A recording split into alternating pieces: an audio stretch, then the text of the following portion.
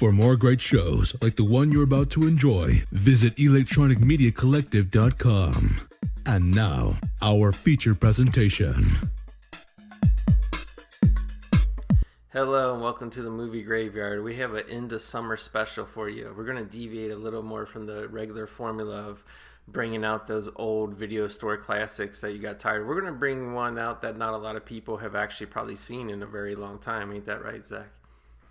Holy shit, we are doing one of the greatest fucking comedy specials ever.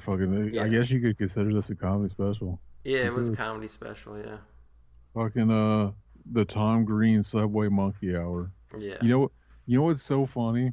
And I guarantee it's like this for a lot of people. This fucking thing, it made me dumber because I got accustomed to thinking an hour was 50 minutes because this is only 50 minutes. They had to take out 10 minutes for the commercial. Right. So fucking, but my brain didn't understand that as a child. Yeah, you just thought it was the legit Subway Monkey Hour. Exactly. Fucking, it wasn't until like 2 years ago I found out 50 minutes actually isn't an hour. And then because we have the DVDs, if you go to the DVD, it's like bonus scenes, and you go and they're just scenes from the TV show. They're not even Monkey Hour bonus. That's genius. I know. Like, there just has the same one. Like, there is the one where he went to Dodger Stadium with the Japanese tour group. Like, I guess they thought thematically that fit, but the rest are just all the regular bits, like the smoking baby and all that kind of shit. Mm-hmm. But, yeah, very, very, very high testosterone. And that's really what we want to do. You know, like we've covered a couple television projects on the show before with the V miniseries and some other things, but we really wanted to go to like probably the most Kino thing that's ever been put on television, because not only was it entertaining, it was educational, wasn't it, Zach? It was. Fucking, you still got your MTV DVD collection DVD? Yes, baby. I was looking at it like apparently I got one of the first editions because it has like the little like insert inside, like the little mini poster that, remember, early DVDs used to come with, but then after a while they never came with them anymore. Oh yes. Yeah. Fucking the cover on this thing is literally fucking Tom Green holding a real monkey fucking head. Carcass. That monkey, I was thinking that was a live monkey. They were just. It's like a baboon though, baby. It's obviously dead. I was thinking it looks like it's about to rip his face off right after they stop taking those pictures. Like, they probably went through the prop house and looked at all the baboon carcasses that they could, and they got like the one that looked the most fearsome, like it would rip your dick off. Exactly. All right, so we're going to go ahead and roll it. This is a not quite feature length, but you know, what are you going to do? Sometimes the best films are under feature length. The most Kino, but we gotta pause at the 1 second mark. When you hit play on the DVD, it just literally cuts to a title card of Japan, and then the narrator's going to start telling you some facts about Japan. So I'm going to say 1, 2, 3, go. When you hear me say go, please hit it on your Blu-ray remote or on your YouTube play button, because I'm sure it's probably been bootlegged a million times all over the internet. All right, everybody, 1, 2, 3, go. All right. Oh my god. Look how Kino this old stock footage of Japan. Exactly. The fucking the nostalgia, the vibes going on right now. The Far East vibes going on. The fucking square aspect ratio. Look at that. He's got an emo haircut. Was he into emo at this point in his career? I think this is where his hair started getting real messy and he started growing it out. Yeah, but he is clearly into like Thursday. Yeah. At this point in his life, fucking his favorite album is like fucking Full Collapse. Yeah. I prefer the next one, War All the Time. I think it's the better Thursday album. Yeah. Like, I remember, like, when he did, like, pretty much his whole Canadian show, for the few times where he would shave his head, like, on air, he'd always had kind of, like, the same, like, bowl haircut. But then by the time he was, like, married to Drew Barrymore, he was growing his hair out long and just letting it get all shaggy and shit. Exactly. He realized he made it as a man. Yeah. And now you just let it all go. Because he's actually still wearing his Drew Barrymore wedding ring here. Is he really? Yeah. Throughout the whole special. Were they already broken up? No, I think they were still together at this point. I think it was probably like a year after this they got divorced when her house burned down. It was probably Tom who burned it down. A lot of people don't talk about that, but I'm sure he was fucking around with some fire and flames and burned it down. Oh, I thought you were implying that fucking Drew Barrymore found out he was fucking around on her and she burned it down. I'll just fight. I mean, he was probably like playing some jokes in the kitchen. Probably burned it down. Exactly. This is kind of funny. He went to like Monkey Park. yeah, and fucking dressed as Godzilla, and then like it's kind of like a furry costume. Not really. Yeah, it's like a fancy pajama. And like, it's funny that him and the whole TV crew just walked into the park without paying. And at first they're like, "You got to go back and pay," and he's pretending. This is the beginning of all the not pretending like anybody knows what each other's saying. And then she gets freaked out though that he's got to take the Godzilla costume off. And he's like, "Why? Is it going to frighten the monkeys?" Exactly. And they're just like, do you think it was just culturally insensitive to them that he was wearing a Godzilla? Because it's really not Godzilla. It's just like a fakey Godzilla dinosaur costume. It might be because they thought they were just going to scare the monkey. Who knows? Maybe you can't disrespect Godzilla in Japan. Yeah, like if he would have come out with a movie accurate costume, they would have been fine with it. Like a big, It's possible, yeah. So then he just ends up taking all his clothes off. They want him to take the Godzilla suit on, but then he takes all his clothes off, and he's just down to his underwear and socks. And then they're begging him to put his clothes back on. I thought this was like one of the funniest parts of the special. Oh yeah, I'm just waiting to see his dick come out of that fucking little hole, that little slit in your boxer shorts. Yeah. So I was going to save this for the end of the episode, Zach, but I'm going to reveal our plans. We are actually planning, you and I, to go to Tokyo, and actually they go all over, not just Tokyo, it's really Japan. We're going to go to Japan in the next couple of years, and we're actually going to remake this film. We are, yeah. Shot for shot remake, though. It's going to be Gus Van Sant Psycho style. It is. You're so much better than me. You're so much better than me at this shit. Fuck. I couldn't keep that one going. That was just too absurd for me. Yeah. That was pretty awesome. How much do you think it's going? How big do I have to? Because I was looking at the page yesterday. How big do I have to make the GoFundMe to get us both over to go to all these locations, the exact same restaurants and monkey tours and whatnot? We should try to get all the same people too. Yeah, like all the people that are in the restaurants and shit. Get them like years later and have that like fucking sequel bait. Yeah. What's that thing they do for like the? This is one of my favorite parts of the special. Actually, were you laughing at this at all? Yeah, where he shows how they sleep, because this is a real thing. How they slurp the noodles like all loud. This shot is so funny where he's doing this, and that kid looks like he's had enough. Yeah, of course they show that they use cock lard. Look at this. This is so funny. And he's like a punk rock Japanese kid too, so you think he would know who Tom is, but he's just so disgusted. Like, did you see him break character there? Yeah, Tom, and then he couldn't help it because he saw like how fucking grossed out they were by his shit. I think he heard the camera guy laugh too. Yeah.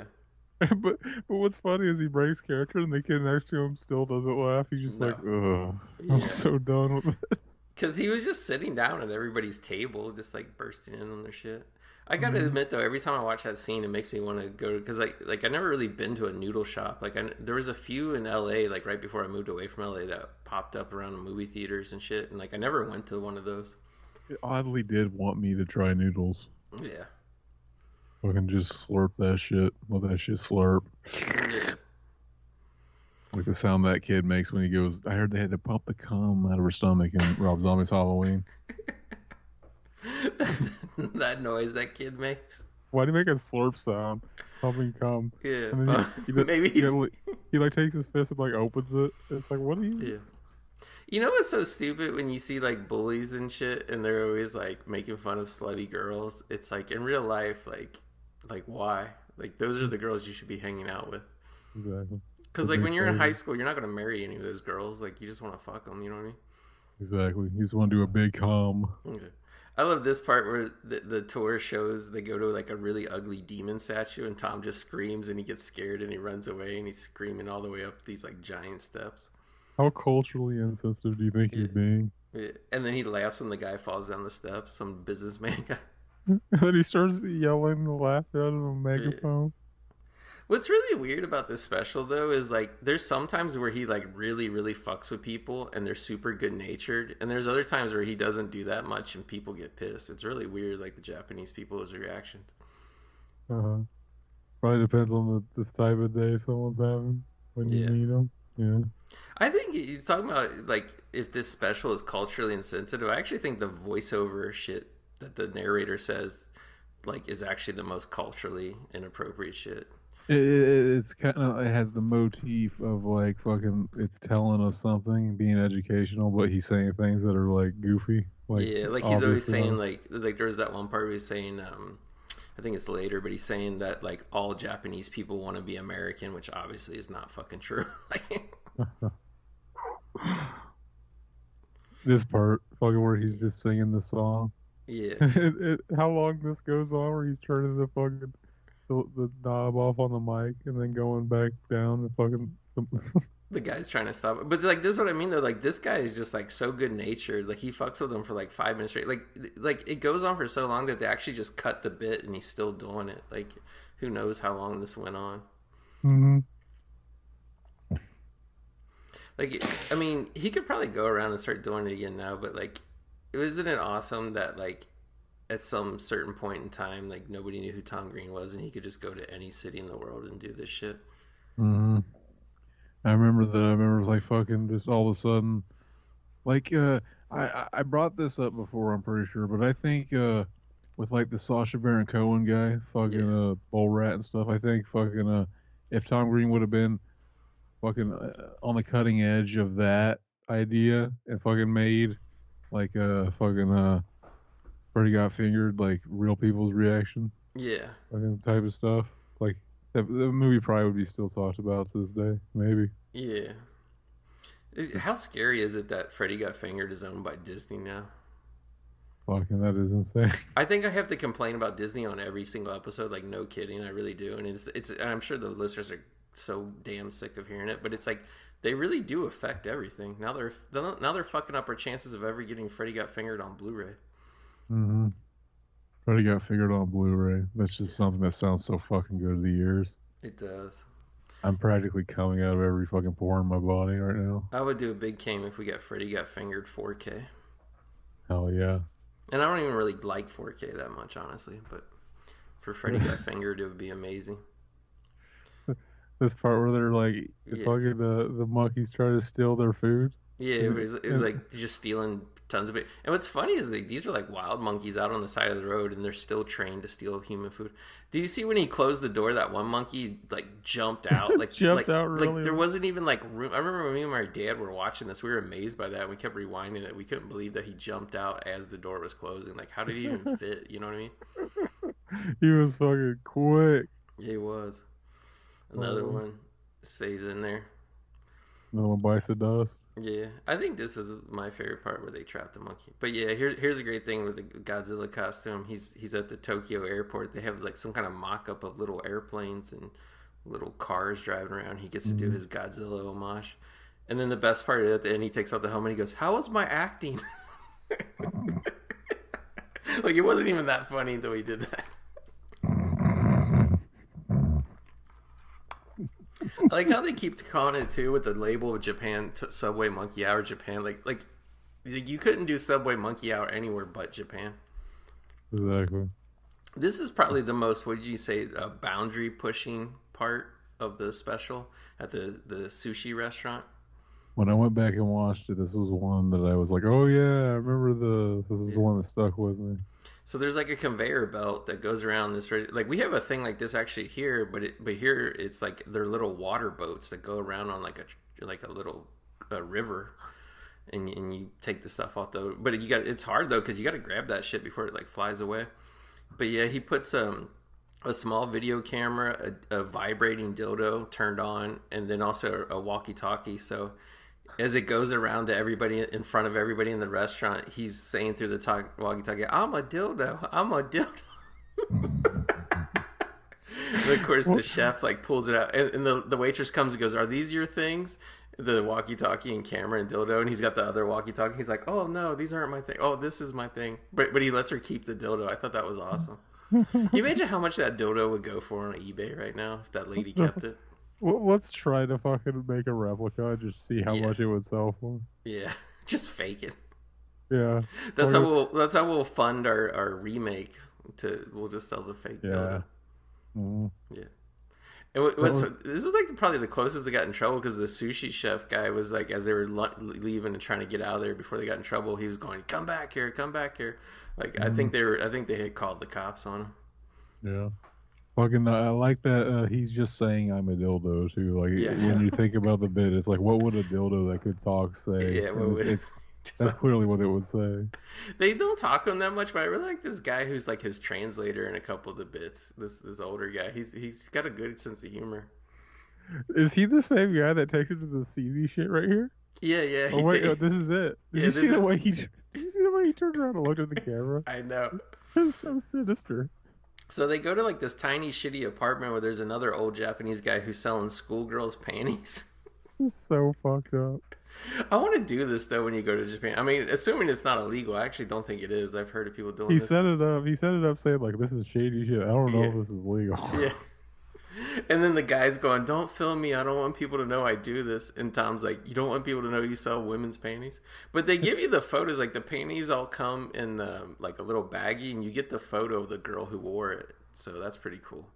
It looks so sinister. Like they just fucking did they steal these out of a girl's house and then just take a picture? Or fucking... No, I think what the guy does is like he pays them. He's like, "Here's a pair of panties. Wear it for a day." Because Tom asked him, "Are they washed?" He goes, "No, they're not washed. They smell like the woman's scent." And they're like, "Oh." Her special spot. Yeah. The funniest part though is the way Tom buys it. He looks at it. He's like, "Oh, these look pretty good. I guess these are good." And then there's like a schoolgirl outfit, but Tom thinks it's a McDonald's outfit, and he goes, "What's that one smell like? Big Macs?" I like how he's like, "Oh yeah, these look good." And he tells his translator, "Yeah, I'm gonna give these panties to my mom for a Christmas gift." It feels so weird. This is funny. Yeah. Like it just cuts to him playing. In some nightclub, yeah. There's a band playing, and he's taking over the keyboard, and he's just like making random sounds on the keyboard and screaming, and just the crowd just standing there with their arms folded, being like, "What the fuck's going on?" What's so funny is that in today's day and age, this might be considered like fucking like so ahead of his time. I know. I was gonna say, do you think that Japanese guy in that shitty apartment, the way he was selling those panties, do you think he invented OnlyFans by doing that? In a way, yeah. Now we're back to the conclusion of the monkey trapped in the van. This is funny. Why'd they leave the monkey in there instead of just letting it out a lot? Did they just want the monkey to shit in the van a lot? I think so. They just wanted him to shit. Because like they waited. Now it's like almost dark. Like they got the lights on him now because it was daytime when they trapped him in. I think they were going to figure out once he got in there, like, what are they going to do with him? And, like, Tom has a bundle up with leather jackets and gloves on, and he puts a fish costume head on because, of course, the monkey's going to attack him. And you can tell how scared Tom was to get in there with him. Yeah. That's what you think. Like, fucking, we got a monkey in the van. What do we do? Let's fucking Tom get in the van. That would be funny. Yeah, the producer's telling him to do shit like that. It cuts to him wearing a leather jacket. Because of course you would wear a leather jacket. Yeah. That shit's scary. Oh, I'd be wearing. I like it too is like they show you the behind the scenes now. They're trying to figure out how to end the bit. And he's like, what do we do? Like, we can't drive away with it because then it's going to keep it away from its family. He's like, we can't just take it somewhere. He's like, how about we release it? Why don't we just release it? And the guys are like, oh, I don't know. Yeah, do you think that was reverse psychology? Like they were trying to like pretend like fucking that wasn't their only fucking course of action? Like fucking obviously, yeah, Tom always looks like the asshole the way he goes up and fucks with people, but he's like the most humane person here. Like they're like, just kill it, just fucking kill it. Rape it, Tom. Fucking just like bash its skull in with a fucking lead pipe. I don't know. And this is where Tom shows how much it's shit in the van. Mm. I mean. And I was thinking, because I mean, I don't know how much monkey shit, or maybe it was just the stress of it was making it go crazy, but it did shit everywhere. Okay. And the fact that it shit and then hid it in like this little travel bag that they have, that was weird too. It hid its shit inside a zipper compartment and it's like a backpack. The monkey has shame. Yeah. Or does it? Was he just trying to make you find it? Might have been. He could have been. He might have been trying to tidy up after himself. Watching stuff like this really fucks with me because it's just like the idea of doing that in real life. Yeah. Because it's already so nerve-wracking. Yeah. So now he's doing a performance on piano and he does bad on purpose. But it makes it seem like though, like yeah, he's like on the stage and there's people seated, but this looks like it's at like a piano convention because later on he keeps going around to like different booths where they have different like musical instruments set up and like showcase. It's like a what do you That call it? chick Like in the long, that chick in the long shirt was Stacy. there's a lot of Stacy's in here. Yeah. Go ahead though. I stopped you. No, I was just gonna say it's like a trade event, so that it's not like he's like giving a concert somewhere. He's just in like invading like a trade event where Yeah. people are showing off like instruments to buy and sell in How much of stores. this? How much of this comes off as just annoying? I think this part, like when I was watching it last night, I was like, yeah, this is like mostly annoying. Like it's not even really funny. But what's funny is like the women don't really, and like the guy comes, he's like, oh, don't talk to them, don't do this, like whatever.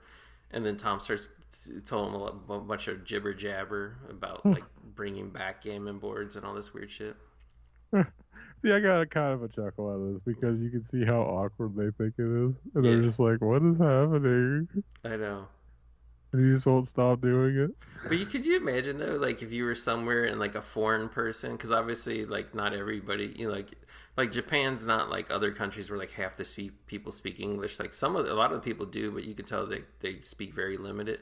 But like yeah, like what would you do if like just a person from a foreign country came up to you here and was like acting like this? I would fucking love it. Like I would just be all about it. I wouldn't even be like trying to shoo them away. You know what I mean?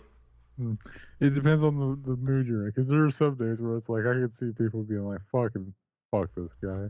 Yeah. It's kind of like my dad. My dad's reaction to Togri was just like, "Fuck him." He seems like such a dick.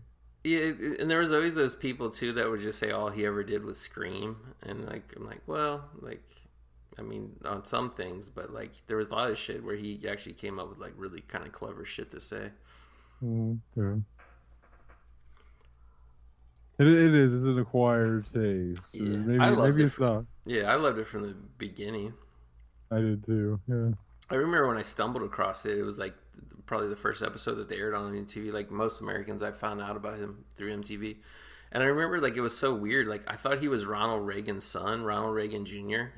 Like because he had to talk for a while. I was like, that looks like him. Is that him? I was like, and then it was like Tom Green show. I was like, who the fuck is Tom Green? And like I had to look it up. I was Okay. surprised this went as like poorly as it did, where he goes to work at the hamburger shop. Because I mean, obviously, like they let him in there to like fuck around and videotape it. Yeah. So yeah, he just fries a couple burger patties and he gives them to a guy in like a couple ashtrays instead of a bun. He's like, here's the ashtray burger, and then he gives him like another like hamburger like straight onto the guy's hand, and it's obviously hot and burns his hand, and like they bring the manager out to like talk to this guy, but this guy gets super fucking pissed at the end. Like there's obviously a lot that they didn't show, but like Mm. at first the guy's just kind of like, what is this? This is weird. But then he's like, he leaves like super fucking pissed at Tom. He put so much ketchup on the patty that's just in his hand. Like, do you think he was just playing it off like, "Oh, I'm a foreigner and I'm learning stuff"? Like, I fucking think that's what they were teaching me? doing. I think that's what they're doing because even the manager of the restaurant like kind of asked them to go. Which, by the way, this is like a McDonald's type hamburger place, and the manager's like wearing like a legit suit and shit. And Tom's like, "Should we just go now?" Like it just got so awkward. He Also, looked. His wardrobe looked like it was directly from the scene where he's wearing the exact same thing in fucking Freddy Got Fingered. oh yeah, where he works at the whatever fast food Mm, restaurant, mm. and he's like, "I just want a chicken sandwich, Dad." Yeah, and he sees his fucking Betty fucking learn to fly to go fast. Oh yeah. Oh yeah. I thought this was like kind of like some of the most hackish shit was when he's singing "Taking Care of Business." Like it's just like so obvious. Like it's like the lowest level Tom Green shit. I'm surprised he even bothered to try to do this. I forgot this was in here. Yeah, He's disrespecting Elvis. yeah. But he's doing it at some like I can't really tell what it is, but it's like some Japanese shopping mall, temple, park, tourist attraction, and like the people that work there, like they get really pissed. Like it seems like the people get the more pissed here, like the Japanese people, like depending what the setting is that he's doing this shit. Yeah. It's kind of like he was Pussy Riot before Pussy Riot. Remember? Yeah. Remember how Yeah, they would. Pussy Riot when they would It's like show a up and show their vaginas and play their shitty punk rock music. fucking that genius. Yeah, I I would let would. them all come all over me. Oh yeah. I would. let them dump somebody else's cum all over me. Yeah. Or their vagina. Mm. I saw this old dude here, man, looked like a character out of a science fiction movie. I was like, man, that guy's probably not even alive anymore. It's him working overtime. Work out. I like how he starts pointing to people. He's taking care of business. Woo! This is a weird bit. Like, yeah. Yeah. They come to shut him up, and he's just like, fucking, oh, this wasn't where I was supposed to perform. Yeah, he I keeps telling him that Randy booked him to play here. And there's a part where he, like, walks away, and it looks like he breaks his ankle in those heels. Yeah. But they never acknowledge it, so I assume he didn't. The actually funniest part of all this is this business owner guy comes out, and he's, like, super nice, and he speaks some English with Tom. And Tom's like doing a bit like, oh yeah, I was booked to play here. He's like, but am I still gonna get paid? And the guy's like, well, I don't know. Guy's a king. He is. I like his buddy too in the red jacket who like dyed his hair orange. Like that's like that. Like I mean, I don't know too much about Japanese culture, but I notice a lot of people dye their hair orange there. He's going for the Wesker look from the fucking opening cutscene from Resident Evil Director's Cut. Oh, I thought Wesker was a character originated from Dead by Daylight because that's where he's running around nowadays. Oh, is he? Yeah, they got him in there. He's like the worst killer ever made, so like nobody ever buys him. He's jumping through franchises. See, this is where it looks like he busts his fucking ankle. Yeah. That looked uncomfortable the way he rolled his ankle big time. Yeah, he's laughing just because he fucking busts his ankle. It almost looks like he's trying to get crutches to get out of there. I know. And he's got the fucking extension cord tangled all up in his high heels. What's some of your favorite Tom Green bits? Oh, you think of? It's like some of them are like the really old like Canadian bits. Like I think probably my favorite one was this one he called. It really wasn't even a bit, but he called it the Canterbury Tales, where he was in a dress and he had a wig on and he was like walking around the streets of Canada and he was pulling like all these like cow skulls and he would like just go to like you know like those little restaurants that have like tables outside and he would pull the cow skulls and like they were rotting and had flesh on them. He was just going like in front of people like eating dinner and shit, and then he was like getting into like water fountains and shit. It's like, how are you guys not laughing? Don't you get it, the joke? Yeah, I know. And then there was like the one, it's another kind of obscure one where him and that Derek guy were playing with celery generals, where like you made these little stick figures out of celery and put like tomato heads on them, and like they were like, I forget where they're doing, but they're like putting them on a highway and watching them get run over by trucks and shit.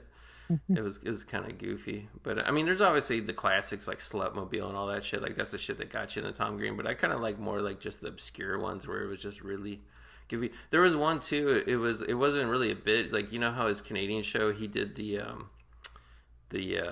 let's skip. This is one of my favorite parts here where he takes the girl's energy drink on the subway and he says energy, and like the girl doesn't obviously understand English. So he keeps pointing to her drink, and she's trying to like drink it, and she's pretending to drink it even though it's clearly fucking empty. And she's like so awkward and on the spot. She's really like not comfortable. Yeah. He keeps pointing, so she looks at it, and it's like she literally runs away on the next stop. So then he starts talking to the guy next to him, and this is where it gets really weird because Tom's like, "Oh, women, right? Ha ha ha!" And he's just like doing this fake laugh. And the guy, the Japanese guy, because Tom's like humping the air and doing all this weird shit, the Japanese guy goes, "Yes, there are some men that are queer." Tom's got his arm around, he's like, "Oh, queers?" He's like, "Yes, queer." And I still don't understand what this guy was saying. Was he telling Tom he was gay, or was he saying that he thought Tom was gay? It looks like they probably cut out a long segment where he was trying to talk to him and get him to tell him some shit. Yeah. And the guy probably ended like that. Like, fucking, are you trying to hit on me, baby? Yeah. But he didn't want to get fucked by Tom Green. There was this one, it was like the end of an episode where they used to film with like a studio audience. It was like this little public access studio. Like, I guess after Tom had been on for a while and he had gotten some people. Because later he did do one that was like in a real studio, like a big TV studio. But this was like his kind of smaller one. Mm-hmm. And they like followed the camera followed him backstage. You know, he was like where they had a desk and everything, like a late night talk show, and he was like he went in, and I guess they had somebody shit in the bathroom down the hall, so the camera followed him back there, and he pulled the guy's shit out of the toilet. And then he walked around like in the crowd, like the studio audience crowd, saying like, "Look at it, it's shit in my hand, it's shit, whatever." And then like one guy reached up and touched the shit, and then the guy fucking realized it was real, and he looked at his finger, and he had shit on his hand, on his finger. And Tom was like, "There you go. I bet you didn't think that was real, did you?" I don't know. Like, could it have been real? Oh, it was definitely real. I mean, it was real shit. Like. Because like the way people were reacting to the smell of it, and just like Tom would, especially back then, Tom wouldn't have done it if it wasn't real. You know what I mean? Exactly. But the guy was definitely thinking like they can't have shit here. That would be against the rules. Mm-hmm. It would be against regulations. Yeah. Or he just wanted to show how tough he was. Because like the guy, when he had the shit on their finger, he totally realized like, oh, I fucked up. Mm-hmm. He was like those people in the fucking Woodstock '99 who thought they were fucking dancing in the mud. But then I have the box set of like his later ones where he was like, they released a box set of his Canadian shows where they you know, it was much different. Like it was longer than like what his MTV show was. But he had a couple of cool desks, and he would always kind of destroy the desk at the end of the season. But he had this cool desk that was basically like the top of the desk had like little plastic borders around it, and he had like guinea pigs and shit running around on the desk while he was like interviewing people. It was cool. This part's kind of funny. Yeah, like I thought this was weird because he's gonna play drums with this band Aqua Juice, and he starts out, and at first like they're playing a song, and I thought he played drums pretty good. Like it felt like what he was playing kind of fit with what they were playing, and then they just stopped, and they're just like, okay, like I don't know if like they wanted him to get off stage. So then the show just becomes Tom just by himself playing the drums, and he starts playing obviously like, kind of more terrible, goofy parts. And is that how it happened? Yeah, that's how it seems like. Because like the guy was playing guitar and the keyboard was playing at the beginning, but like yeah, like I don't know. I guess they just got tired of him, and like, or maybe they thought he was going to come up for one song and he just wouldn't get off stage, and then finally they started trying to pull him off stage, and he just keeps trying to go and stuff. I was thinking like he was purposely trying to sabotage like it, so that like whenever as soon as they started getting at the rhythm of what he was gonna do, he started changing it, and then like made it too hard to. I mean, it might have been, but they were just playing some kind of ambient shit at the beginning. Like I thought it sounded pretty good actually. I was surprised. And then he just won't stop. And he gets like more robotic, like so much of his comedy is basically trying to get every moment to be super awkward. I know. The way this guy keeps pulling over the drums, trying to pull them off. He basically just tries to make it go on as long as he possibly can. I know. So the guy wrestles him down to the ground. You know, comedic genius. Every time like we revisit this shit, because like Tom Green's one of my favorite, comedy personalities of all time. I always think like, what are people into now? And it's like, obviously Tom Green got kind of like passed by in the culture by like Jackass, and then after Jackass there was really nothing afterwards. But there really is like no comedy now. I mean, there's just like sitcoms and shit, but I mean those have been around since the 1940s, Mm-hmm. I love the look on that guy's face at the end. He looks like he was just like fucking wanted to kill them. I know. Like he was Superman. Yeah. Like, you're ruining our show, man. There might be some record execs here. It's funny because there aren't any there ever. No. It was funny too because like this store where the mannequins are all wearing afro wigs, and Tom takes one off a mannequin, he's wearing it, and he's trying to walk out, and he keeps telling the guy, "No, this is my hair," and he's like, "No, give me the wig back," and he's like, "No, this is my hair." But like, what a weird ass, like if you think about Asia, where like, I mean, not to be stereotypical, but everybody has straight hair there that I can pretty much see, and like, why would they have mannequins with afros? You know what I mean? Like, it's kind of weird. That's gonna sell well. They fucking exotic people like exotic shit. Yeah. Buy that shit up. Now they're like in this like looks like a subway station shopping mall. This is one of my favorite parts. Yeah, this is one of the most Tom Green parts with this dancing Santa Claus figure. is like animatronic, and it's like sways back and forth, and he just like touches his dick the whole time, and then he backs up his ass on it, and then eventually he just puts his face in the crotch of it, and everybody's always like, it's just because of the culture too, but it's so weird because it's like a dancing Santa Claus. He's moving his hips back and forth, and it's saying, what's the song it's playing? Yeah, it's like My Old Rose Carol. It's not even a Christmas song. It's like My Old Rose Carolina would sing like it's just something like weird, almost like, and it's just like the cultural whatever, translation from like whoever made this for Japan. It's just so strange. It's so funny. I love this. Like this shit of the it never was fun. Fucking the Santa Claus just smiling off, dancing, moving his head back and forth. It's really I wonder, while I was watching it, seeing it again, I was wondering, do you think that's the actual thing that was recorded on it, or do you think they like used a royalty? That's what I always wondered, is like it actually played like a Christmas song or something that was copyright. Yeah. I like that little outtake when he was like doing the Elvis shit on the street, and he just those schoolgirls. He kept going, "Yes, sir. Yes, sir. Yes, sir," and then they start doing it back to him. I thought that was funny. Exactly. Here's the subway part of the Subway Monkey Hour. Yeah, finally. You've seen the monks go wild and shit in the van. Now you get to see the subway antics. Making us wait fucking until I know until we climax. Minutes. Exactly. And he just shows off his whistle to this guy, and makes it go on until it's super awkward. Well, Japan is very high tech too. Going back to the dancing Santa Claus figure, the way Tom was putting his face in the crotch and his butt in the crotch. Do you think that Japanese Santa Claus animatronic was so complex that it was actually able to come from him doing that? I hope so. One can only hope. Yeah. This was one of my favorite parts. I thought this was funny too, where they talk about kabuki theater, because like this is like super super accidental. You can tell because Tom was just wearing this like string mask on the top of his head like a hat, and like this Japanese guy's trying to explain to him what that character is in theater, so that he takes Tom's mask and he puts it on and puts his shawl over his head and he starts doing this doot doot doot, like that's the noise they make, like the traditional like kabuki puppet theater. And then Tom copies it perfectly, and the guy's like, yeah, that's it. I like how Tom goes, yeah, this guy's explaining to me what I've been wearing on my head for 12 hours. They light up really bright. Like fucking, they love this shit when he starts doing it, and then they walk out.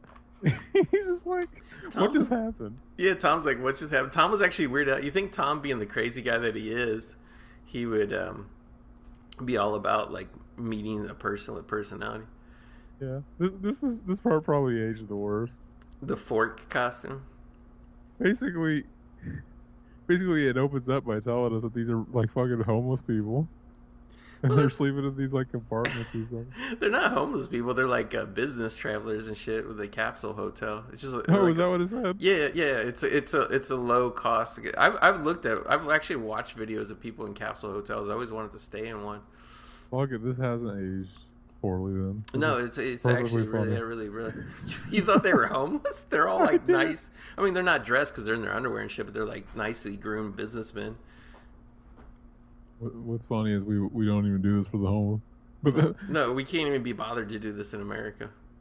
Fucking the funniest part of this bit is he just starts fucking like throwing up, and this is because he has this fork costume that was choking him. Yeah, he says that it's because the fork costume. He's playing it off like he don't know why, but obviously we could tell like, oh, that's why he's talking like that. He's fucking drunk. Yeah, he's like, because it's just around his neck. It's not even like a helmet. I figured like he's fucking drunk, and that's why he's talking like that. He's just fucking playing it off like. Yeah, so the bit is that he's dressed like a fork, and he's promoting the use of the fork in Japan because most people, I guess, use chopsticks there. So he wakes this guy up at 3:00 a.m. in this capsule hotel, and he gives him a T-shirt that says "Go fork yourself." And the guy's just looking at it going, yeah, fork, yeah. And finally the guy starts to realize, like, it's just a goofy bit. And he starts laughing.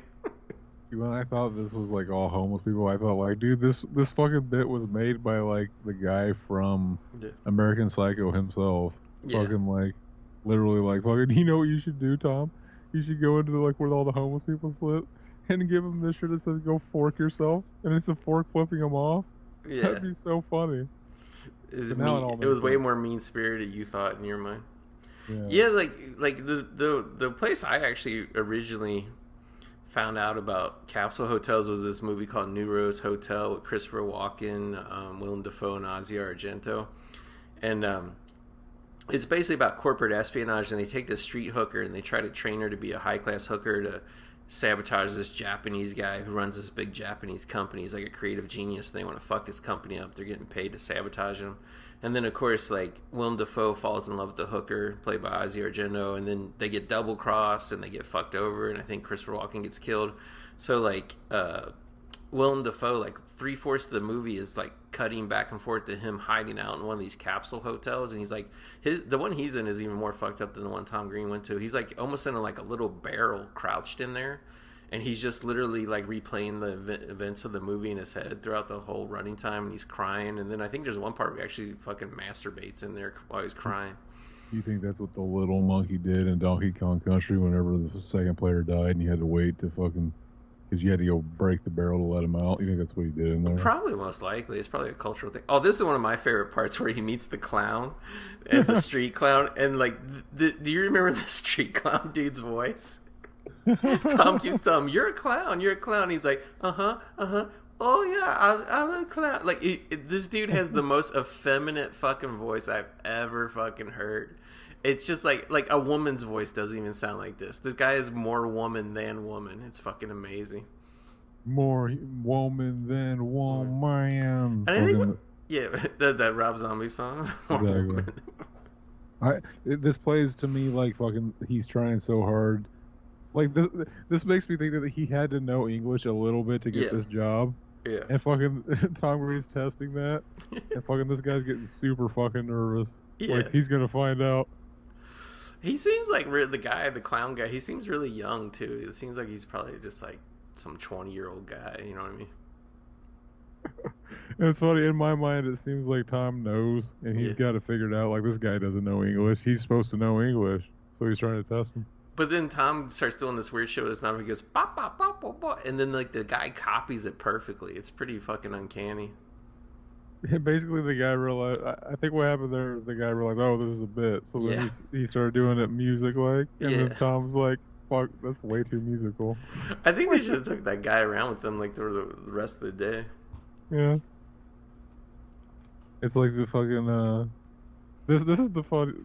This part's weird too, but he just gets in the back of a truck, and then the people just take him home with them. And he's talking to them really at their house. Because he's just like he runs by because there's like they're kind of out in the country. It looks like at this part, and like there's like a fire truck that's just doing some exercises, some practice shit. And then the farmer guys come by and they're like, "Yeah, just jump in the truck." This farmer guy and his wife. This is basically what the Tom Green movie should have been, like a fucking road movie, but it's like this, where they're just fucking filming shit and meeting weird people. Mm-hmm. I would have came. I would have too. There's still time. They could still make it.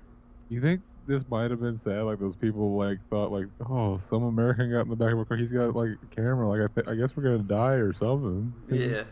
I don't know what to say to him. Like they're sitting there talking to him. Like, are you guys gonna kill us after we're done filming? And so it turns out the guy's a chicken farmer, so he's going to take Tom down the road to show the chicken coop that he like works or whatever. And I thought it was amazing that the guy, to handle the chickens, he pretty much puts on a biohazard suit because like chicken shit is like really poisonous in like those big quantities where they're all shit. And it's like it just makes you think like then we eat them after they've been laying around in shit for months and months. And they taste delicious. Isn't that weird? They do. I ate some chicken this afternoon. They fucking taste delicious. They taste great when they're like not even born too. Like eggs are great too. And when you scramble them and put salt and Tabasco sauce on them. Exactly. It's so weird that we do that. I know. It's so weird that people think salt or eggs taste so good, but meanwhile we got to put so much shit on them just to make them edible. Fucking, I will eat those hard boiled with nothing on them. You know what I like doing? Because I'm not really that crazy about hard-boiled eggs. Like, they're fine in salad or whatever. Whenever we would... This is that part. This is where the guy's throwing the... Obviously, there's no, like, fucking pita over here. No, you just throw the chicken. But I mean, they land on their feet. They're like cats. They just land on their feet. But like, what's that group of feathers right by the door where they're throwing them into it? It sort of looks like there's just a dead one laying by the door. He just picks up their shit. Yeah, has it in his hand. I think they threw like 17 chickens in the van just to see how much they could shit. Because of course it's a rental, they don't care. And like now they're saying like, oh, you know, a monkey shit in here and now a chicken shit. And this is the best part too, where like to reward the guy for showing him his chickens, like he gives him a remote control car, and the guy's like, oh, and I mean the guy's like in his 50s, maybe 60s, like he's really gonna be playing with this weird fucking little remote control car. And they just sit there pretending like, oh, this is the greatest gift ever. And the whole camera crew sit there filming like, yeah. Woo. But when I was a kid and we would make Easter eggs, you know, hard-boiled Easter eggs, like dye them and shit, and then nobody wanted to eat hard-boiled eggs, you know, especially a dozen of them for like a week or two. Like they would always go old and start to smell, and we'd throw the majority of them away. So like, as an adult, when I did it, I came up with a genius way. This is how you get rid of them, BB.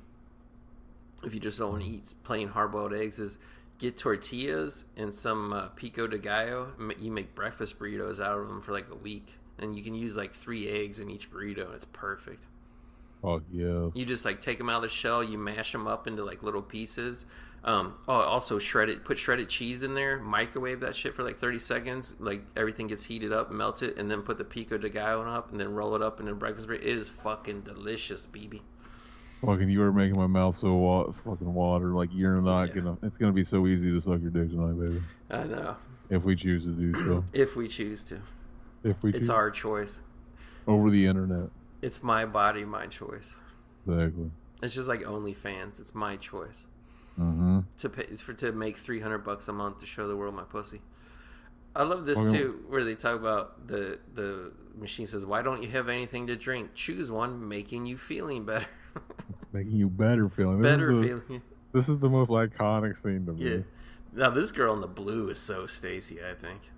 Big Stacy. Yeah. So basically, it's just like it's the translation for English people, but it doesn't like. Yeah. It's clearly like an afterthought. Yeah. So choose one, making you better feeling, and he just keeps saying it over and over. And he's rubbing his tummy. Choose one, making you better feeling. Because obviously it's just grammatically kind of nonsense. And he just says it to people as they walk up, and they're like, "What's so funny?" And they're like, "Why do you keep saying?" It's funny how the girls are like pointing at the machine and laughing like there was really anything funny about that machine. It's just the way he was acting. Oh, it's so fun, so fun. I remember I tried to show my dad that he's just shaking his head like. It's weird. It's like I don't know. Why would you not want to laugh at this? I know. I remember when the Tom Green Show was on MTV, and it usually came on the middle of the week too. I think like Wednesday or Thursday. So like we would tape it because my dad was always off on Wednesday and Thursday. We would tape it and we'd be out to the movies and shit. And we always get home like around midnight, 1 o'clock, and we watch Tom Green. And like at the end of the night, it was the fucking best thing. You know who my dad really fucking hated? Who? He hated Bam Margera. Really? He hated that fucking kid that was beating up his dad on the. That's how he got introduced to him, and that makes sense. Like that hasn't aged well at all. Yeah, especially now when you realize like the dad was like way cooler than the son. The son is having some hard times. Maybe that's what happens when you don't let him. That's what happens when you just want to beat up on you. Yeah. I shouldn't do that either. Yeah. Here's the montage of Tom overly bowing to people and seeing how many times they'll bow. And, like, they speed it up. But some of these people really bow to him, like, 20, 30 times. Yeah. I would to Tom Green. Yeah. I think we all do that, even if we don't know we do it. We all bow. We need to start doing that in America, bowing to people. Exactly. This is where they start trying to, like, pad out the runtime because it needed to be an hour. Now they go to Japandemonium, which is like another montage of just like the outtakes and shit. I wanted to see this part of him in the fish market where he's in the fish costume. That fish costume was awesome. These look like homeless people here. They actually found some homeless people in Japan. Like they have this little camp. They're making food. They actually want Tom to go away. They don't want him to talk to them. The part where he's walking around with the horse mask on looks pretty funny. Mm-hmm. He's like winning. He's like winning at those girls and shit. I like this though when he's in the fish market and he's like dancing to the guy, like doing the like hey bid 1 2, and like the guy just pushes him in the face. Yeah, he just assaulted him. Kind Yeah. of. He's not doing the. I thought he was doing the. He's just like yodeling with the Yeah. mask on. And then they show this again. Did they Yeah, forget just they like put they that already in? showed this, just him and the piano. Like, because he said, I mean, he says at the end, like, oh, I learned a lot my 2 weeks in Japan. It's like, you think there would have been like a lot more footage than like what they actually ended up with. I wonder how, like, yeah, how many hours of footage was used? Yeah. How many? I like this. Less. He lays down on the street and the school kids have to all jump over him, and he says, I'm wearing, because they're all wearing blue hats for some reason. He goes, I'm wearing a blue hat. I'm wearing a blue hat. Oh, I was gonna bring up This one little of my elf guy. one of my favorite bits. My favorite Tom Green bit was always the fucking when he goes to the swap meet and he gets the used bowling trophy. Oh, yeah, and he goes to the guy's house. He's like, the champ. The champ, Doug.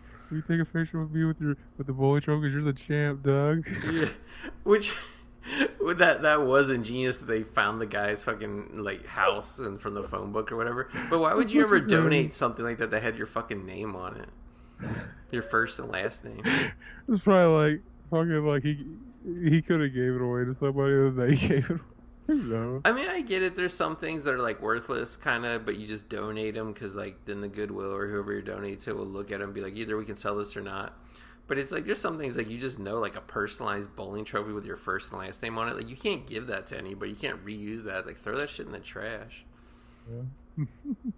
Unless it was a guy that found it in the trash and just try to resell it to That Oh, could that be happens too. too. Yeah. yeah.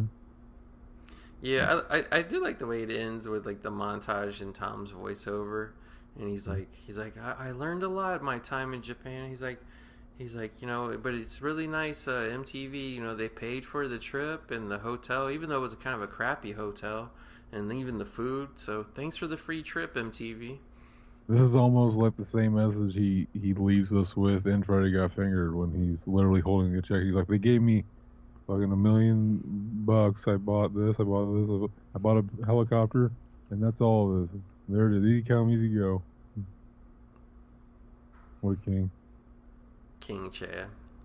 It ends with some fucking him doing stand up at that fucking pizza pie. Yeah, Place he was because at. the song he's on pizza pie, pizza pie.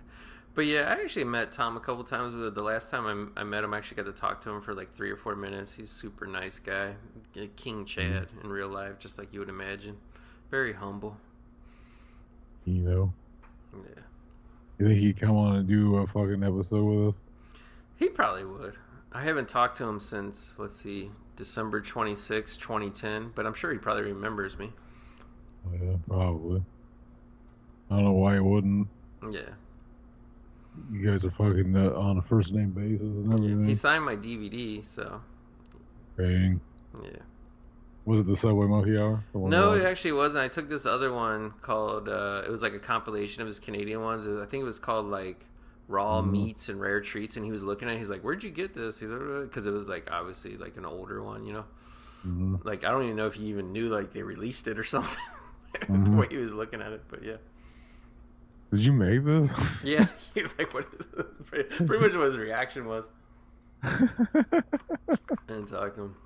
I didn't even know they printed this. I never got paid for The this. first time I met him was just briefly. I mean, you couldn't really even call it meeting. I guess by horror convention standards, it would be meeting. But I went to the taping of the new Tom Green show, where where he did like the actual interview show, and I was at the episode where he interviewed Robert Englund promoting Freddy vs. Jason, and just at the end, like he walked up the stands and shook everybody's hands, and I was like, oh.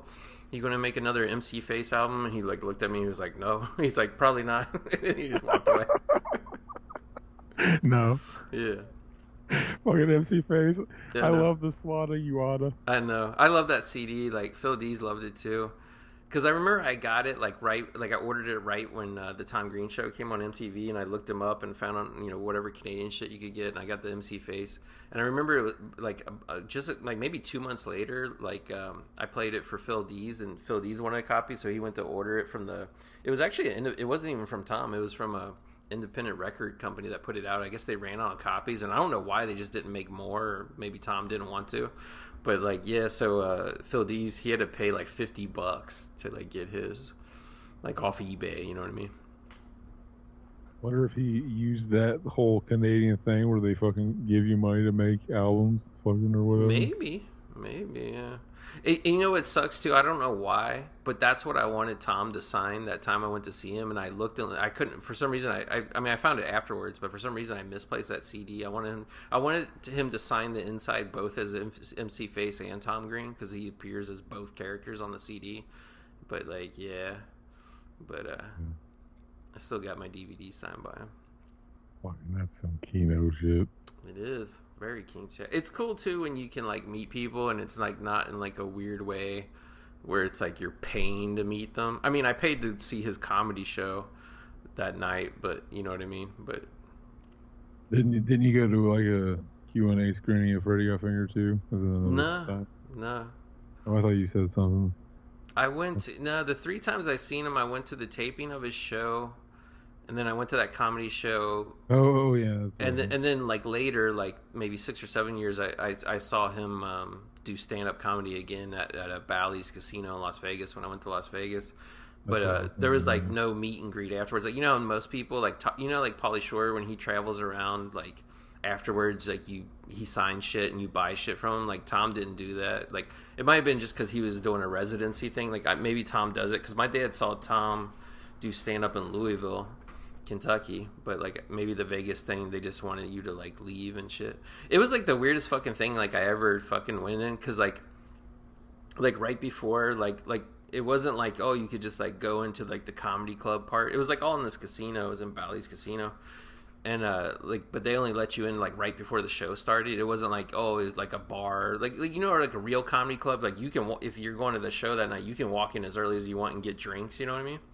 So like I bought this like giant pina colada, like in the casino, in Bally's Casino. It was like literally like 20 feet away from where the comedy club door was, and I bought this big frozen drink, and like, I mean, it was huge. And like I went to walk into the comedy club and they're like, you can't bring that in here. And I'm like, what?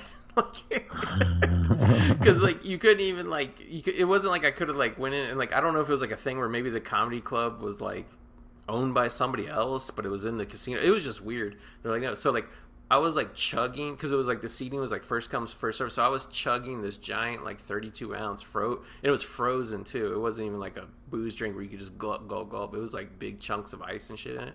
So I had to kill that shit, and like it was strong too. Like I don't even know what's in a pina colada, if it's a rum, vodka, whatever. So I chugged that shit, and I went in to see Tom. Fucking king. Yeah, it was like the weirdest shit. I was like so shocked, because the thing is like when you're like in a casino, like normally you can do whatever you want. Like you can just fucking buy a drink here, bring it in here, walk here. Like as long as it's all within the same like casino. You know what I mean? That was like the weirdest fucking thing that ever happened to me. I was like, okay, I guess I gotta chug this. I was like, do I just throw this away? But I'm like, no, I just paid like $12 for it, you know? Mm-hmm. Buddy, when are we going to do the obvious? When are we gonna we gotta address the elephant in the room. When are we gonna do the Freddie Got Finger commentary? You know what? I guess soon, probably before the end of the year. I always wanted to do it, and the only reason I didn't do it was everybody else who's ever done a guest spot on this show, like they all wanted to do it. So like it was like a thing where I kept putting it off until like I was like going to take the time to get like 5 guys on to do it. I was like, how are we going to do this? Like everybody wanted to do it so bad. Like there's actually episodes of this show, like really old ones, where we brought it up and like, we got to do that. But since then, all those guys have fallen off and don't really talk to me anymore. Oh yeah. So now just you and me can do it. Oh yeah. We can. All right. We can. Maybe that would be like the Christmas episode. That'd be fucking amazing. Yeah. I would do such a big com. We should do, you know what we should do? We should do the fucking Kickstarter to get $1 million to get Tom to come do it with us. Oh yeah. Yeah. Or the OnlyFans. Yeah. They actually have a Tom Green bio on this. The OnlyFans. They have a Tom Green bio on this DVD. Should I read it to the people? Go for it, baby. And it's in like some really scribbly, like pretend Japanese font. It's kind of racist. But it says Tom Green began his career as a, because we need to, just like they padded out the Subway Monkey Hour, we got to pad this episode out so people don't, we got to make this episode at least an hour, or else people are going to be pissed. Because people would be like, is this just like a bonus episode? Like usually you do at least 2 episodes a month. Is this going to be a bonus one because it's so short? Are you going to do 2? It's like, no, this is a real episode. This counts. Hell yeah. So yeah, I'll pad it out by reading this bio, because I don't know if you remember, but that was a big thing on early DVDs, Zach. I do. Yeah. They had like director bios, actor bios. So yeah, filmographies. Yeah.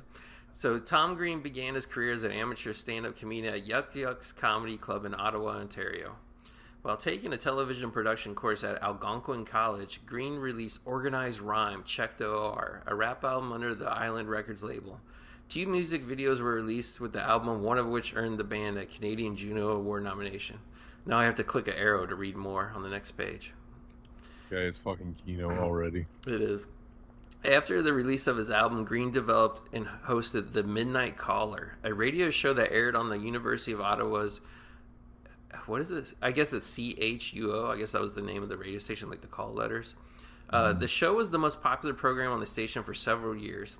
After graduation from college in 1994, Green pitched an idea for a talk show to Rogers Community Television in Ottawa. After only 4 episodes, the Tom Green Show was already hit with viewers. You gotta hit it again. Oh yeah.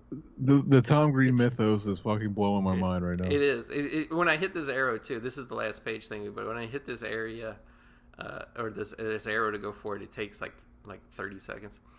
I remember that in those old school DVDs. Yeah. So I guess it was supposed to be how the previous said it was a hit with viewers, and then it just continues, and media alike. So viewers and media alike liked it. 3 years later, MTR Entertainment took Tom and his show to the Comedy Network, where it continued to grow in popularity in Canada. That's like that box set I have, is when he was on the Comedy Network. Tom Green mania exploded across the border a year later when MTV picked up his show for the U.S. Green not only stars in the show, but also participates in the writing, editing, and music for the series. Amazing. Fucking mind-blowing. Tom Green has appeared in such films as Superstar, Road Trip, Freddy Got Fingered, Charlie's Angels, and Stealing Harvard. Oh, man. The classics. Yeah. The classics. Yeah. They also have a photo gallery on the DVD, but it's literally just stills from like the episode of him making faces and doing shit you've actually seen. It's not even like bonus photos. Didn't he do like a Disney Channel original movie? Not that I know of. He did one that was like just a cheap direct-to-video movie called Bob the Butler with Brooke Shields. I ran it. It was so bad, baby. It was so bad. Like it was just one of those movies where like the people making it didn't even like try to make it a real movie. It was just like there was like no story. It was just like kind of like scene after scene of him doing stupid shit. There was another one too. I can't remember the name of it, where it was about these sorority girls. Like I remember Haley Duff was in it, and like something happened. They killed somebody. It was another like really low budget. Back when direct to video movies or whatever were like a big thing. And he plays like the cop who investigates the crime, and he just like walks in, and like you could tell he's not even taking the movie seriously. He just asks stupid questions and shit. But a Tom Green movie, like when he went back to Canada, like a direct-to-video one that's actually kind of worth watching is called I think it's called Freezer Burn: The Invasion of Laxdale, where it's like him and he plays like a former hockey player returning to Canada. And there's like kind of like a Stacy girl he hooks up with, and like they're in this small town, and like these aliens come and they start invading it, and like Crispin Glover plays like the main alien. It's actually like it's not like the best movie you ever seen or anything, but it actually feels like a real like actual comedy movie when you watch it. You know what I mean? Oh yes, Crispin D. Glover. Crispin the man Glover. I love Crispin Glover. That needs to be one of the Hellraiser Cenobites. Crispin D. Glover. Oh, speaking of one of my favorite Tom Green skits, it's actually the bonus on here, baby, the crotch game, where he gets that elderly foreign guy. Actually, he's not that old, but Tom's in that like that big protective like suit, and like they go around town, and like the guy keeps hitting him in the crotch with a baton, and Tom keeps going, it's crotch, crotch, crotch, crotch, crotch, crotch, hit me in the crotch. And they actually knock on this girl's door, and like they go into her house, and they get into the shower, and he turns the water on, and the guy's laying in the shower with them, slapping Tom in the crotch. And then the guy's like all rubbing his eyes because the water got in his eyes. Like, it was really fucking weird. We thought you could only do that in America, but fucking there, Tom Green brought it to the Japanese too. Well, no, this was in Canada. These are just the bonus clips from his old show. Yeah. If he would have done that on Subway Monkey Hour, he would be in a Japanese prison forever, probably. Oh yeah. Another good one is Grandfather Called Ancestors, where he goes to that tribal guy who's like actually just a white guy, and he starts meditating and doing all those Indian chants, and he's like closing his eyes, screaming, and Tom's just like looking at him like with his mouth like open and shit. A lot of the early stuff was just Tom finding crazy people, and then Tom like going all glassy eyed and just staring at them while he did weird shit. Mm-hmm. Remember the guy he asked where he was going? He got really mad. Oh yeah. It's none of your damn business where I'm going. And he tried to rip the microphone and shit. Yeah. There was another one, like I can't remember. Remember the one where he talks to like the old native lady on the street, and she starts doing like throat singing with Tom, and like he starts singing along, and they're like, "And away we go, and away," and like it just goes on for like 5 minutes. That's one of my favorites too. Yeah, I love that. Away we go, and away we ride. Away we go. Classic. That's all the episode is now. It's like, yeah, you gotta rewatch these bonus scenes that are on this DVD, baby. They're classics. I will now. The guy calling the ancestors Tom's just giving him the goofiest fucking looks and sticking his tongue out when the guy's got his eyes closed and all this weird shit.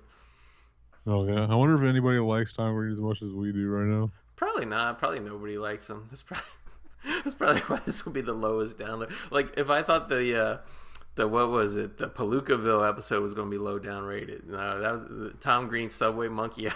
It's going to be the low. I don't even care anymore. That's the thing. I was telling Bat, and I was like, I think we did too many cum talk episodes. We ran away. Like, do you ever notice that when you do like the Revival House shit? Like, if you go on a big run of like only talking about cum, does it increase or decrease the like download numbers? I don't know. I never checked. Yeah, never checked. We probably should. Maybe we should start forming like fucking. We should start be more business minded. Yeah. But like I always say though, like the motto for 2023 with the movie graveyard is Kino wins tonight, and I mean Kino definitely won by us being the first podcast in the history of internet radio to talk about Tom Green's Subway Monkey Hour. Mm-hmm.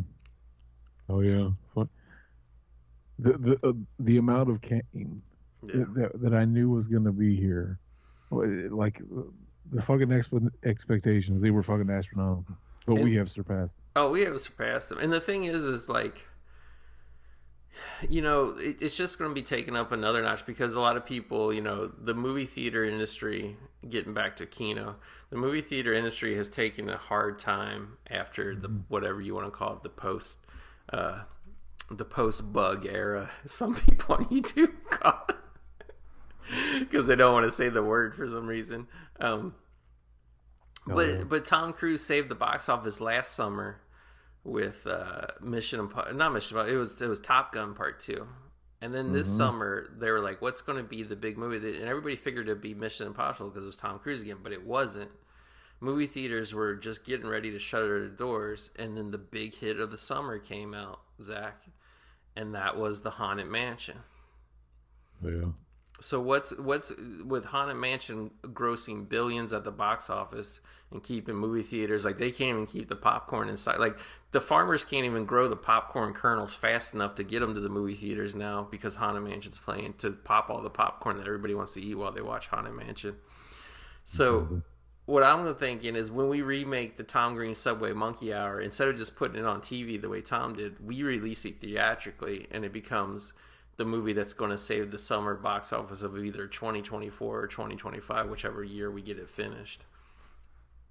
This pleases me. This idea you come up with. A plan B too, or maybe we could just add it in after. We could just do it right after.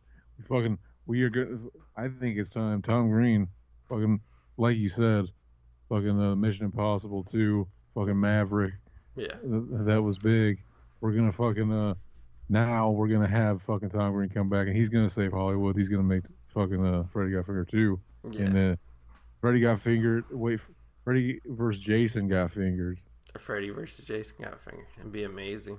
You gotta one up it. So Freddy and Jason are gonna be in the movie. They'll be in it, but like they'll be killed off before the opening credits are finished. Immediately. Yeah. It's the same kind of thought as those old sequels where fucking the person who survived the last movie has to die. So fucking, and then the rest of the movie is gonna be Tom Green putting shit on microphones and putting them in people's faces. Exactly. And the thing is, like, we won't even hire like Kane Hodder or Robert Englund. We're just gonna hire those guys from that Merkins YouTube channel that devote their life to playing Freddy Krueger, Jason, Ghostface, and Pennywise. As their pubic hair? Yes. That exists. Yeah. That's amazing. I know. I have to own every single one of them and collect them all. I know. Me too. Like, I got them all over. The Freddy's pubic fur, I wonder what it looks like. Is it paint? Does it have the stripes? It does, but it's really like singed, so you have to look closely. I can't wait.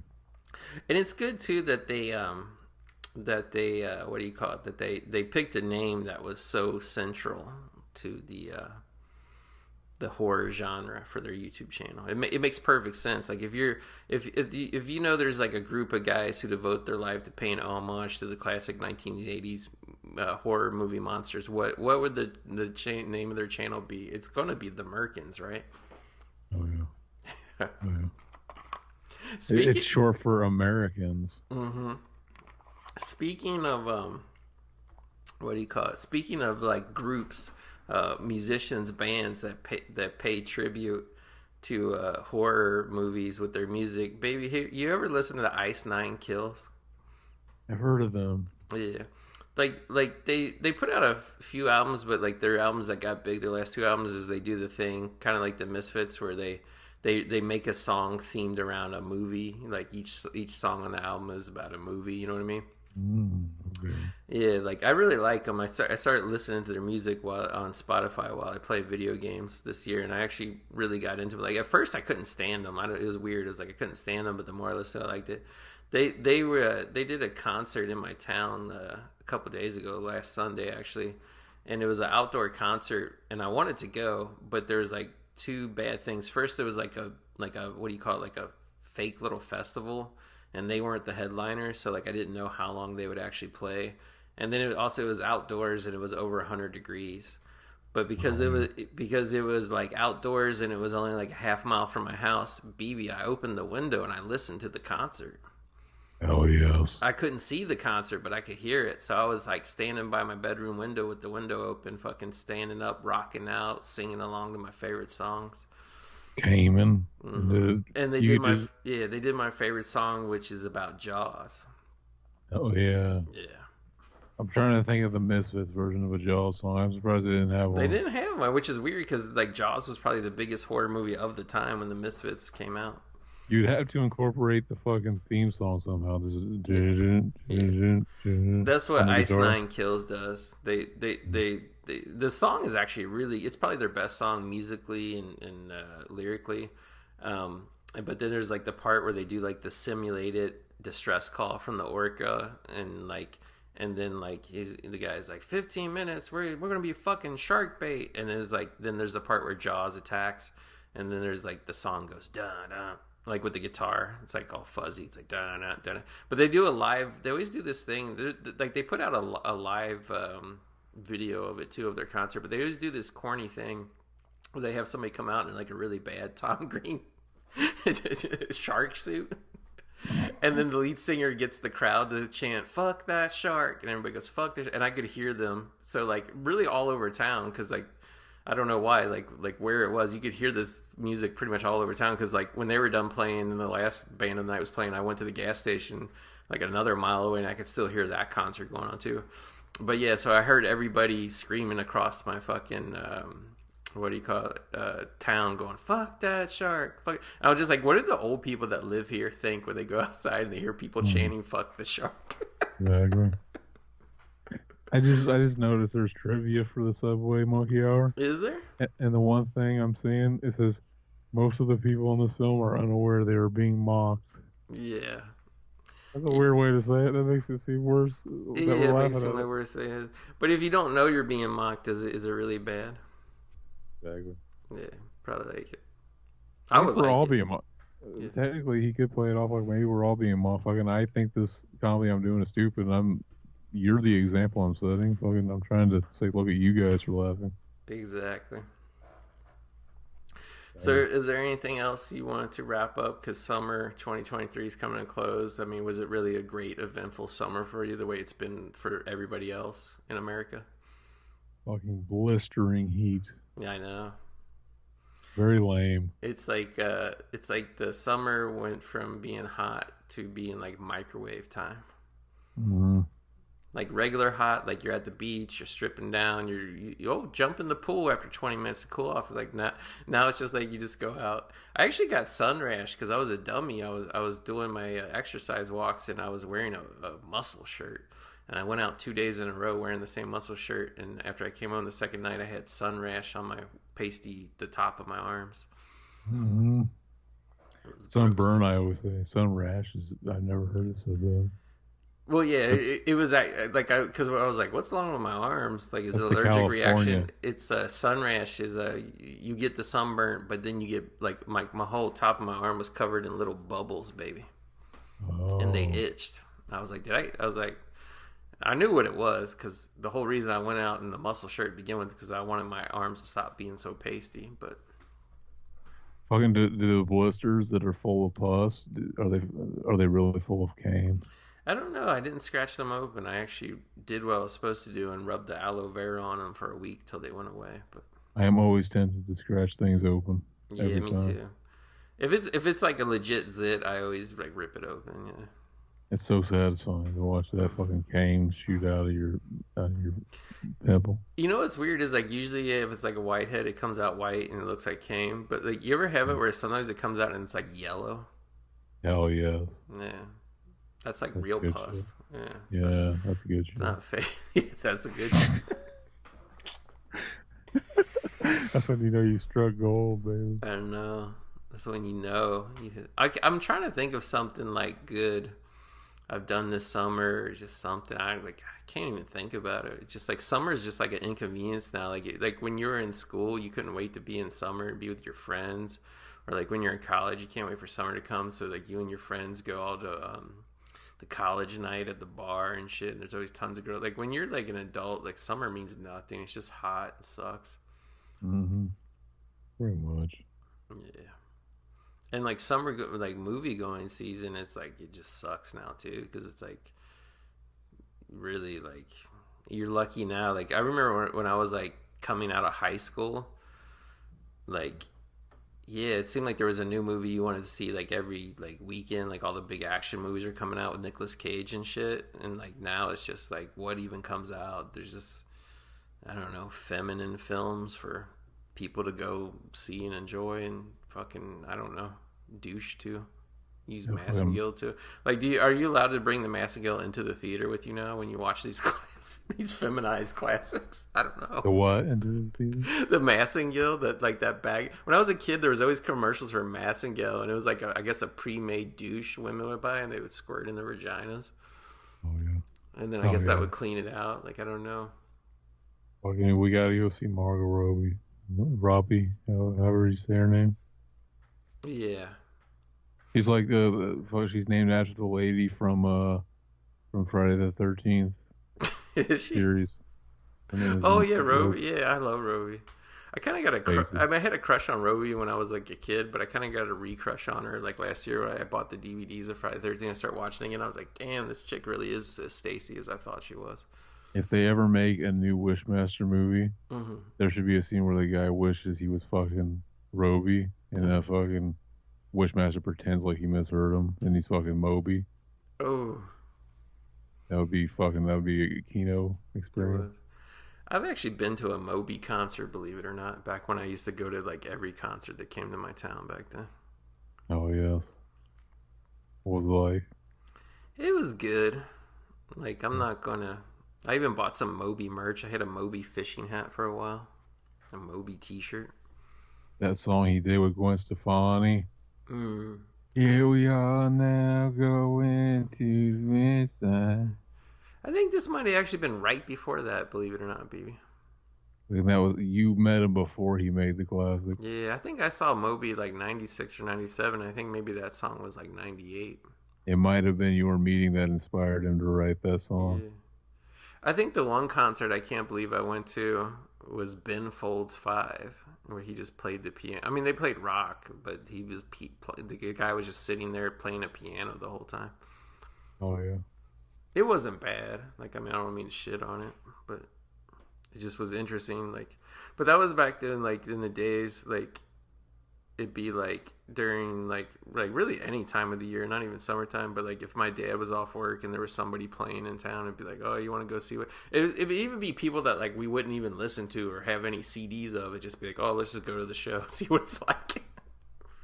Because it'd just be like $25 to get in. It wouldn't even be a big deal, you know what I mean? I do. Yeah, like now when I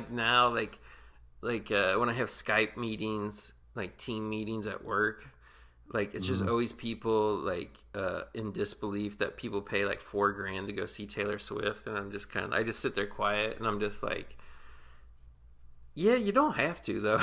Like nobody's making you. Like, I mean, you could go probably spend what $2,000 to see Metallica, but like you don't have to. You can just go see somebody who's like better. Like, I don't know.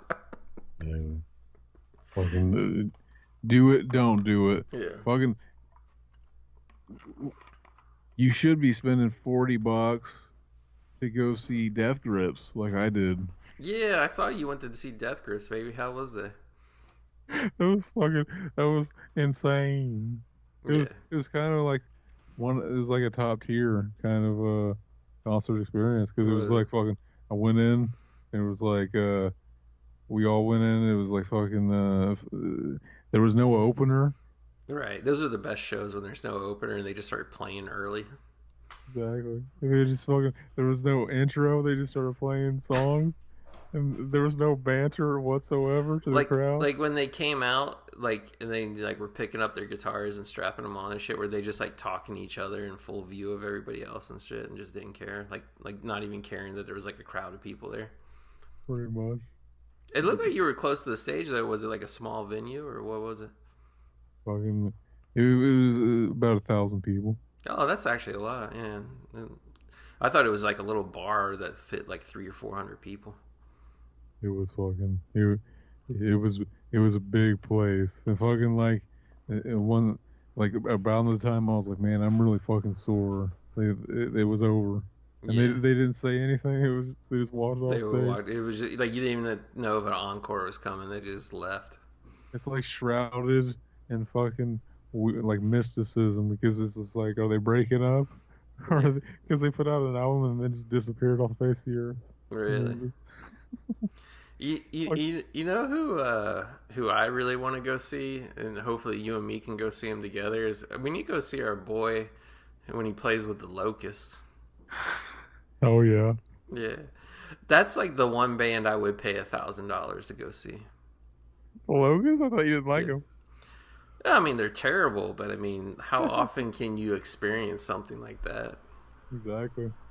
Because when our boy went solo, and then he was doing all those gay songs about shitting out cum and all that, and then he disappointed us by he came out and said he's never lived a gay lifestyle. Like, I was like, okay, you need to go back to the Locust then, because I mean, I don't want to hear, like, if you're gonna talk about cum and shitting out AIDS, blood, and all that shit he was singing about in that one song, you kind of need to be living that life, in my opinion.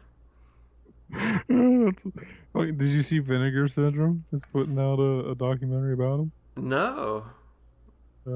I knew there was a documentary about him, but I didn't know Vinegar. Did you see Vinegar Syndrome? Like, they had to make a new website to put their porno onto. Oh yes. They had to separate their porn legally from their other shit, so they could keep getting those PG films from MGM and Sony or whoever the fuck they were from. Yeah, because they were like, we don't want a porn company to put out Roadhouse. It all started with Roadhouse, and they're like, okay, we need to legally, because Vinegar Syndrome made a big deal about being so raunchy and all this shit. Now like they're not even a porn company anymore. What are they called? Is the porno brand changed slightly, like Scream Factory? No, it's even worse. It's like on a separate website, and I don't even understand where this word comes. It's called like Mamusi. It's like MEMUISINE.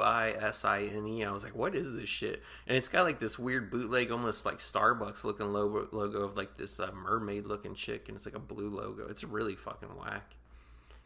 Mamusi. It's like Mamusi or some shit, yeah. Or maybe it's Mamuzine. I don't know. It's just really fucking whack. Like, Ushi. Even though it's just a porno website where you just buy all their porno releases, they're still trying to like make it like somehow artsy or something. Like, I don't get it at all. I would have just like substituted vinegar for cum. Cum syndrome, yeah. I would have too. Or I just would have called it vinegar cum, yeah.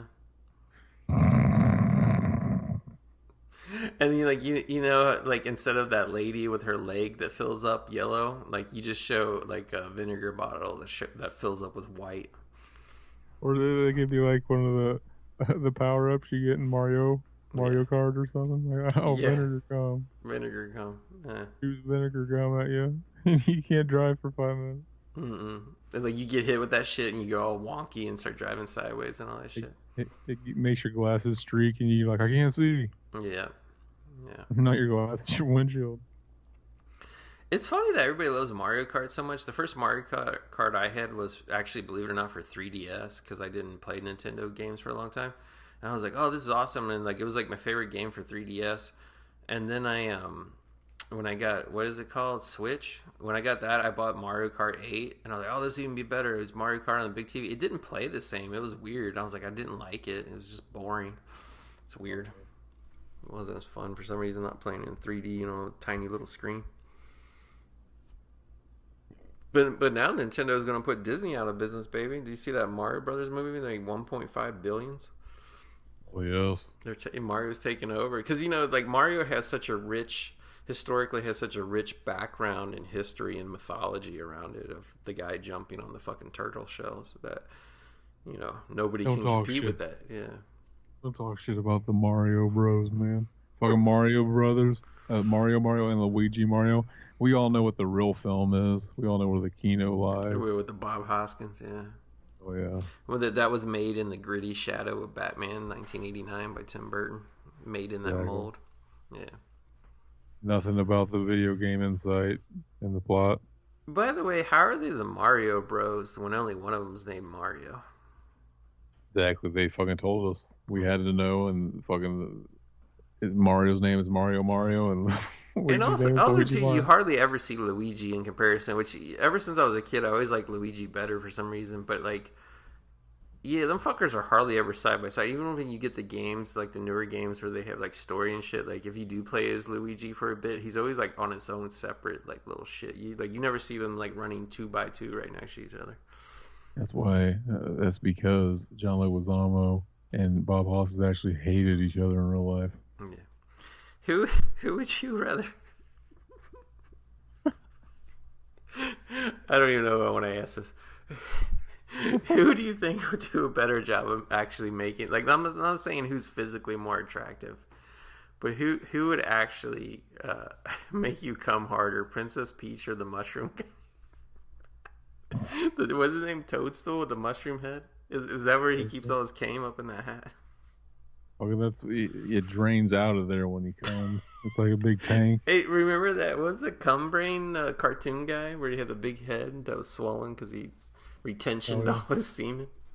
Hell yes. Fucking all those semen retention guys out there, they'll tell you the truth. It gives you special powers, basically. I meant to watch it. I didn't get around to watching it. I don't know if I can ever find it on YouTube again, but there was this one video, and like the graphic was like a guy standing in front of a woman, and she was like kind of leaning in, and the tagline or the quote of the video was, "She will smell the retention on you."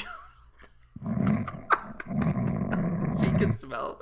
She can smell what's in your balls now. Like, it's like, do you just like? Are these guys not wearing any cologne or anything? Or really, with any good body wash in the shower because they just want to make sure that women from miles away can smell the packed up semen inside of them. That might be what they're telling them to do. That might be why they're not having success. Yeah, that could be why. Yeah, I don't know. This has devolved really low from the subway monkey. We need to kill this now before it grows, to... At least it's a feature-length commentary. It is now. That's right. We got it there, baby. We're about to hit 90 minutes, yeah. I didn't think we could get it there. I was just trying to go... I was, hoping 72 minutes. Oh, yeah. But I'm looking at the counter now. It's 1:29, 14 seconds. I think another 20 seconds, we'll be able to say this is a 90-minute show, baby. That would suck if we found out that talking about cum does make people tune out. I'm sure it did. Because the more we went heavy on it, the less they listen. Fucking that means that our idea for our spin-off podcast, Big Cum, would never last, probably. It wouldn't. But, if we had Elon Musk making a podcast about cum, then all of a sudden everybody would get real interested real quick, wouldn't they? Exactly. Like, oh, he's a Danish guy with a slight autism talking about cum. He must be a genius. Oh. Exactly. Fucking cowards. Cowards. Come at me, cowards. Mm-hmm. Yeah. You know who's coming at me? There's those guys on YouTube. I showed you his comments. And they want to come at you hard, but then when you very lightly slap back, then all of a sudden they want you to know the truth of their diagnosis. I thought that was interesting. Our boy is talking about a guy who tried to use his autism as a reason for why you can't criticize what he said. That is a Chad move. That's the ultimate Chad cheat code. Yeah, it's so awesome. I said the animation didn't look good. By the way, not on this guy's video, not on anything to do with this guy. On another channel, the guy was saying the guy made a video and he was talking about the new Ninja Turtles cartoon. He was like, "Do you like it? Do you think it looks good?" And I was like, I'm an original fan and I don't like the animation style. It doesn't look good. It looks cheap. And then this guy came on, not even on, he didn't even reply to my comment on that video. He went to my channel. He tracked me down. He stalked me. He went to a video that had nothing to do with anything. And he was like, "You have the nerve to say Teenage Mutant Ninja Turtle animation looks cheap? You're cheap." Which I don't even know what that means. And I can't remember exactly what I said, but I didn't come back and insult the guy. I was just yeah, it doesn't look good, whatever. I was like, it just doesn't scream high budget animation. It doesn't look good. And then whatever I said, the guy was like, "Well, I should have you know that I'm autistic and I'm chasing my dreams of being an animator." And then I replied just "Oh, that's great to hear. I'm glad you're going after your dream, whatever." But it's I've noticed that because this is not the first time I run into people that say really rude shit. And then when you acknowledge them, and I wasn't even coming at the guy who responded with a personal attack. I mean, he personally attacked me, but I didn't really care. I don't get upset like that. But I was just saying hey, whatever, your opinion is your opinion. And then well, you can't really argue with me because I'm autistic. I'm like, oh, okay, yeah. So it's I know there's different levels of autism, and I don't mean to make light of it whatsoever. But I think they're being sarcastic, and it's just really hard to they're just acknowledging oh yeah, I was being a little oversensitive when I did. And we just don't. It wouldn't be the first time somebody on YouTube come back to me and say, "Well, no, I just need you to understand I'm autistic." I was like, okay, great. Once we know that, all of a sudden we have common ground and we won't fight anymore. I don't get it at all. I feel like you can be autistic and still be a nice person. You can be, but maybe they're saying it's a spectrum though. Yeah. That's not I don't know. Wouldn't that be funny if doctors didn't understand autism at all? They thought the spectrum was like high functioning autism, low functioning autism. It has nothing to do with that. It just has to do the spectrum of how much of an asshole you are. Oh yeah, possible. Yeah. Oh yeah. But either way, we can't delve any lower than that. We've talked about Kane. We've made fun. It goes full circle. We were talking about the very thing that fucking our boy Tom Green suffers from. Yeah, exactly. The thing that made him who he was and developed his humor, and we brought it back. Oh yeah. Yeah. All right then, Zach. I guess we should say the genesis of this whole Subway Monkey Hour was I got a text, not a text, but a Facebook thing. Something, It was just a photo of your DVD copy that said commentary win, and then I said very soon, and then I drug my fucking feet for like a month and a half. But then we made it.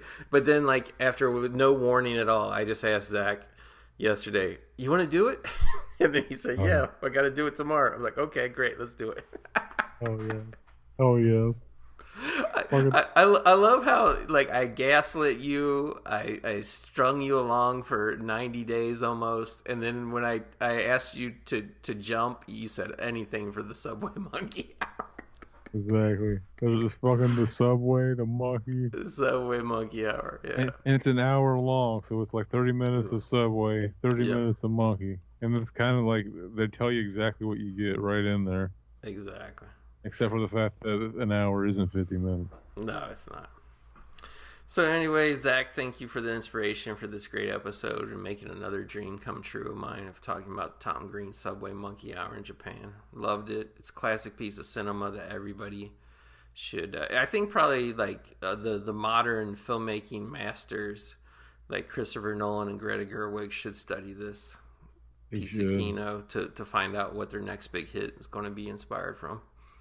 This will humble them so fucking much if It they will. just have this plopped in front of them. It will bring would those fucking cowards to their knees. Exactly. They would probably go off on a like fucking at least 8-year retreat to fucking restudy everything they thought they knew. Exactly. All right then, so that's it. We hope your summer is wrapping up nicely. Let's go into fall. Let's get ready for Halloween. Like I want to get like an implant. Like, you know how people get like weird microchips implanted in their hands now? I want like a fucking like old school LED digital watch, like just slightly under my skin on the inside of my wrist, that has a countdown of like nonstop of like when the next Halloween is going to be. You know what I mean? Oh yeah. Because I feel like August 1st comes and then like people on Facebook, they start telling you like, oh, only 122 days till Halloween. Like, is Halloween really that great every year? I mean, it's my favorite holiday, don't get me wrong, but does it live up to the hype every year? I think it does. Oh yeah. Because I really like buying 6 bags of candy every year and having exactly 0 trick-or-treaters come. Even a bad Halloween is still a pretty good day. It's hard to have a bad Halloween. Yeah. Like a bad, shitty... Like, the worst Halloween you've ever had is still better than the day your kids were born. Yeah, pretty much. Yeah, I agree with that. So anyway, we want to thank you guys for listening. We'll see you soon in the fall when the leaves start to change. And we'll catch you back here in the autumn hours, or autumn weeks, whatever they fucking are. Whatever measure of time that autumn gets slammed into by the cowards. That decide these things. We'll see you back here in the movie graveyard. Dog. Speaking of which, I the last episode we did, Zach, I robbed the people of the donk because for some reason I hit the stop recording button right as you were like, duh. And I was just like, fuck. And I was like, do I loop in a fake one like I did one time when you forgot to do it? I was like, no, I'll just rob them of it. That's probably it's not even the cum talk. That's probably the real reason people stop listening. Oh yeah, probably. All right.